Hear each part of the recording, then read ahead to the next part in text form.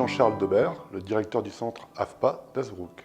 Alors, le programme EMBOR, électromécanicien de batterie embarquée option recyclage, a été commandé il y a déjà 2 ans par la direction de l'emploi et de la formation professionnelle pour anticiper les métiers de demain.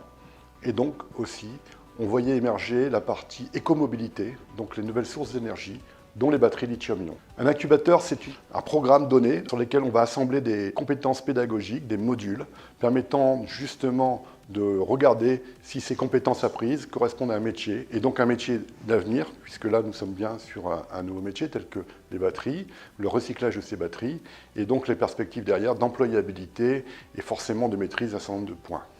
Alors les entreprises ont un rôle essentiel puisqu'elles intègrent les stagiaires, elles permettent de corriger les contenus pédagogiques ou en tout cas l'employabilité, elles permettent de définir aussi une durée et des règles liées aussi à la législation.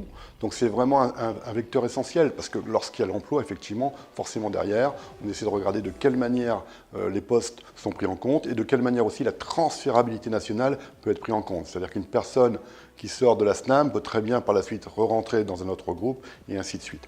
Donc SNAM, c'est 140 personnes. Nous sommes un acteur dans le recyclage de batteries depuis une quarantaine d'années. Nous avons développé de nouvelles unités qui permettent de mieux récupérer les métaux contenus dans les batteries. Et en parallèle, nous avons développé aussi une nouvelle entité qui va permettre de construire de nouvelles batteries issues d'éléments recyclés qui seront récupérés dans des batteries automobiles par exemple.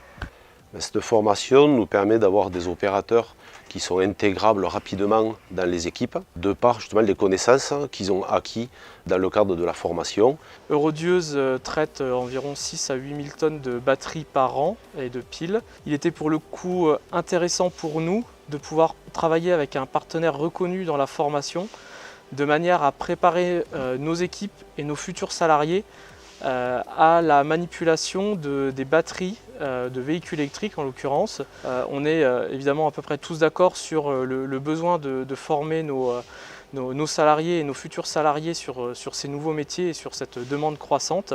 En ce sens, je pense que l'intérêt des industriels était de pouvoir, avec l'AFPA, contribuer à la construction d'une formation qui réponde pleinement aux besoins opérationnels de nos équipes et de nos futures équipes. Nous allons démarrer la 3e session à Hazebrouck, qui sera la dernière. Elle aura pour mission de consolider les 2 années précédentes et de enfin viser un titre qui sera donc déposé au niveau RNCP.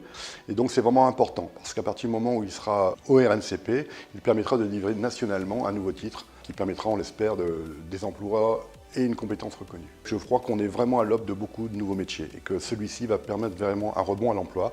Et on l'espère, de nombreuses personnes satisfaites pourront encore avancer sur nos futurs métiers de demain.